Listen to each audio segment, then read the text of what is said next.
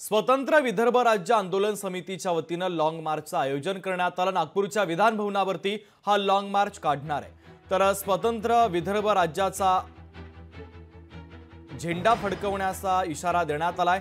तर विधान भवनाच्या परिसरामध्ये पोलिसांचा सध्या मोठा बंदोबस्त देखील आहे। महत्त्वाची बातमी आपण पाहतोय, स्वतंत्र विदर्भ राज्य आंदोलन समितीच्या वतीने लॉंग मार्चचा इशारा देण्यात आलेला आहे।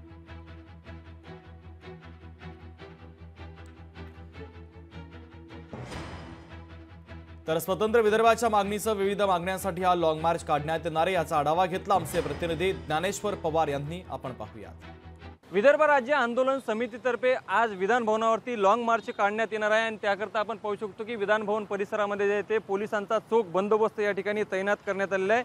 विदर्भ राज्य आंदोलन समितींच्या मागण्या आहेत की स्वतंत्र विदर्भ राज्य देण्यात यावं आणि त्याचबरोबर शेतकऱ्यांची कर्जमाफी असेल, वाढती महागाई असेल आणि त्याचबरोबर स्मार्ट मीटर संदर्भामध्ये सरकारचा काय धोरण आहे ते लवकर स्पष्टीकरण द्यावं अशा आशयाच्या मागण्या आहेत ते विदर्भ राज्य आंदोलन समितीच्या आहे। आणि आज दुपारी 1 वाजता यशवंत स्टेडियमपासून ते विधान भवनावरती जे आहे ते विदर्भ राज्य आंदोलन समितीचं हा लॉंग मार्च असणार आहे। त्यामुळे या ठिकाणी खबरदारी करता पोलिसांकडून जे आहे ते अगोदरच चोख बंदोबस्त या ठिकाणी विधान भवनाच्या चोहो बाजूने जे आहे ते तैनात करण्यात आलेले आहे। आणि विदर्भ राज्य आंदोलन समितीने जे आहे ते एक इशारा दिलेला आहे की आज आम्ही कोणत्याही हालतीमध्ये जे आहे ते विधान भवनावरती स्वतंत्र विदर्भ राज्याचा झेंडा जो आहे तो फडकवणार। त्याचमुळे जे आहे ती खबरदारी पोलीस प्रशासनाकडून अगोदरच या ठिकाणी घेण्यात आलेली आहे आणि विधान भवनाच्या चोहो बाजूने बॅरिकेडिंग लावून जे आहे ते पोलिसांचा मोठा बंदोबस्त देखील या ठिकाणी आता तैनात करण्यात आलेला आहे। लोकशाही मराठी करता ज्ञानेश्वर पवार, नागपूर।